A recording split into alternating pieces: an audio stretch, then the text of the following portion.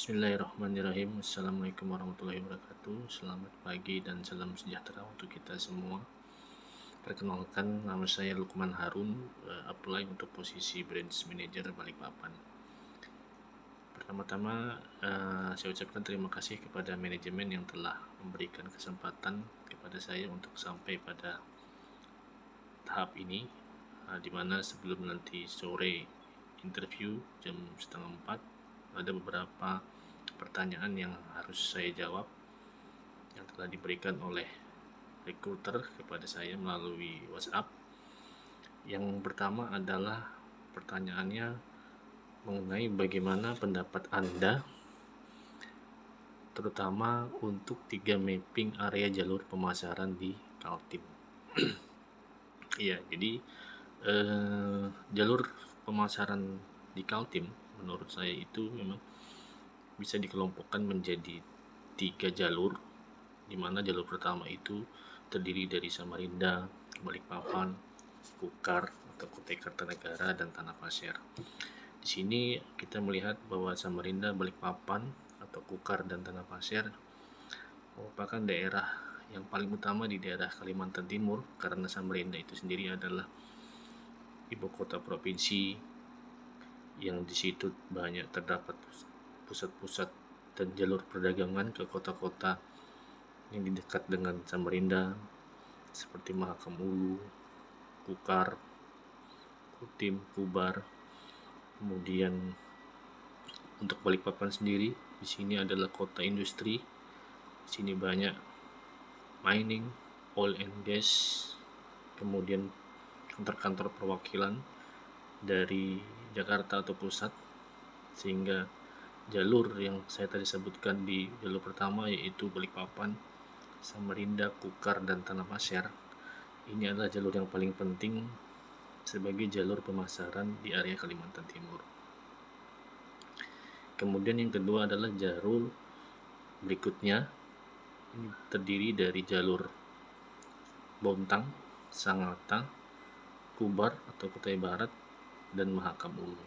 Nah, ini di 4 kota ini merupakan Bontang sendiri adalah kota industri juga. Di sini ada refinery oil dari Pertamina, kemudian di situ ada Pupuk Kaltim, Badak LNG, merupakan 3 perusahaan besar yang berukuran berskala global. Tentu saja di samping perusahaan-perusahaan itu ada perusahaan-perusahaan penyupportnya seperti Kaltim Pharma Industri, kemudian perusahaan-perusahaan lainnya yang berhubungan dengan penyuplai dari perusahaan-perusahaan inti di daerah Bontang tersebut. Di Sangatta juga ada Kaltim Primakol, kemudian di Kubar itu banyak plantation, kemudian di Mahakam Ulu itu banyak jalur-jalur perdagangan yang bisa sebagai membuka jalur ke area yang provinsi sebelahnya yaitu Kalimantan Tengah. Jadi jalur kedua ini poin-poinnya di situ adalah merupakan area industri, oil and gas, plantation, perdagangan, kemudian distribusi logistik, pabrik, kehutanan. Tentu saja di situ juga ada perikanan dan mining. Nah, tadi sudah saya sebutkan jalur pertama tadi adalah Samarinda, Balikpapan, Kukar, dan Tanah Pasir. Yang kedua tadi adalah jalur Bontang, Sangatta, Kubar, dan Mahakam Ulu. Dan jalur yang ketiga adalah jalur yang ke arah utara. Sini ada Berau, Kutai Timur yang akan berbatasan, di mana Berau ini akan berbatasan dengan Provinsi Kaltara. Di sini ada jalur atau poin-poinnya berupa perkebunan, kemudian distribusi logistik ke arah yang lebih ke utara, kemudian ada di situ ada plantation, mining, juga terdapat pelabuhan. Jadi secara garis besar kesimpulannya adalah untuk pertanyaan pendapat saya mengenai 3 jalur mapping pemasaran di Kaltim, kalau saya ulangi lagi, yang pertama adalah Balikpapan, Samarinda, Kukar dan Tanah Pasir. Kemudian jalur kedua adalah Bontang, Sangatta, Kubar atau Kutai Barat dan Mahakam Ulu. Dan jalur ketiga adalah Kutim, Kutai Timur dan Berau. Jadi di Kalimantan Timur sendiri ini terdiri dari 3 kota dan 7 kabupaten. Itulah tadi pendapat saya mengenai 3 jalur pemasaran di area Kalimantan Timur. Kemudian untuk pertanyaan kedua, yaitu apa goals Anda pada perusahaan ini dan apa indikator keberhasilan yang menyatakan tujuan tersebut berhasil. Ya, jadi menurut saya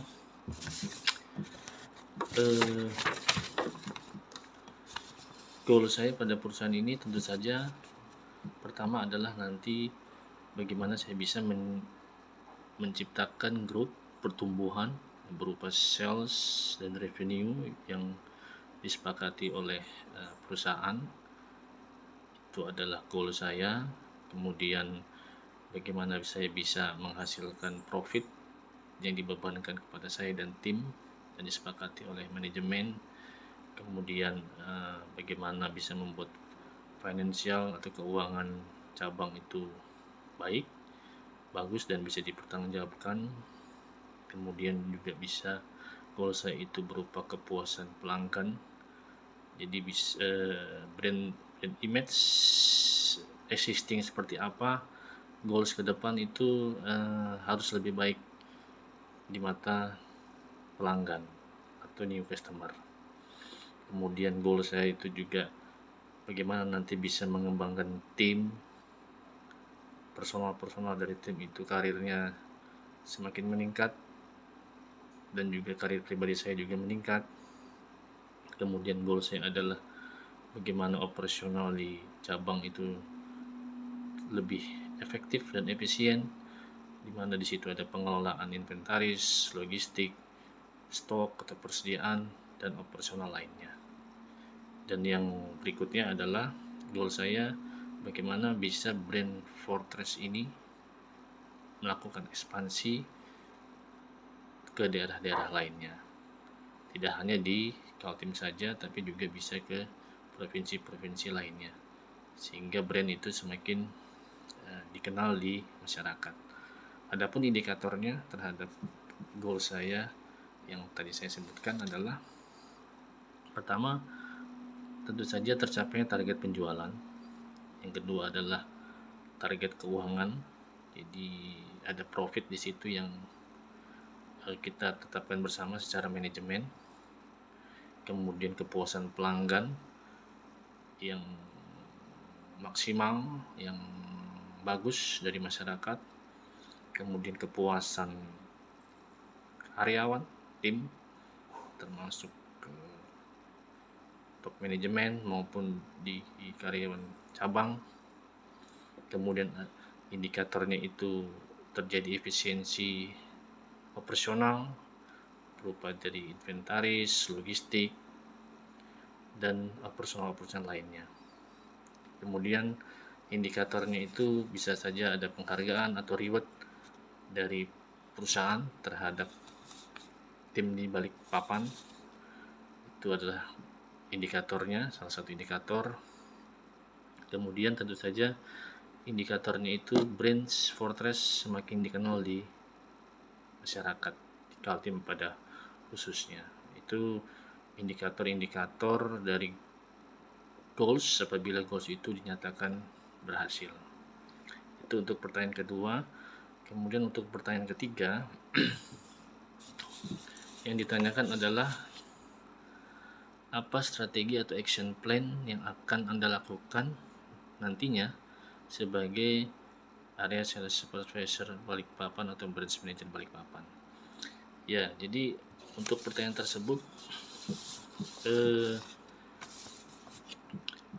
ada beberapa action plan atau strategi yang akan saya lakukan. Yang pertama yaitu tentu saja evaluasi dan bukan studi melalui bisa saja salah satunya melalui mekanisme SWOT, yaitu strength, weakness, obstacle, dan threat untuk menganalisa kondisi brand Fortes existing saat ini.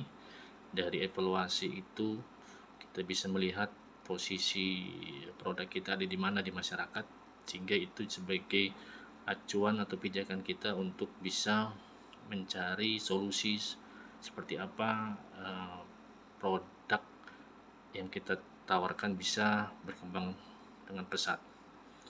Yang kedua adalah menetapkan KPI, Key Performance Indicator, itu berupa target penjualan, target laba, kemudian target growth di masyarakat yang sesuai dengan arahan manajemen. Jadi tadi adalah evaluasi, kemudian menetapkan KPI, kemudian setelah itu adalah menetapkan timeline. Jadi perencanaan tanpa ada action itu omong kosong, jadi harus segera ada target waktunya, baik itu berupa target penjualan, target profit, target keuangan, utang piutang, target stok, itu semuanya harus ada target waktunya. Kemudian action plan berikutnya adalah pengembangan tim.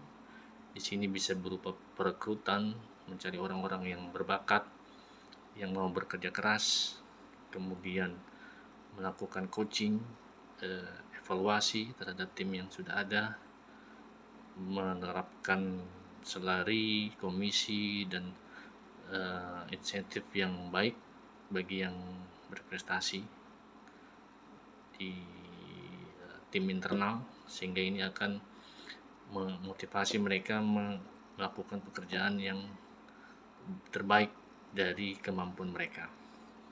Kemudian action plan berikutnya adalah monitoring dan evaluasi.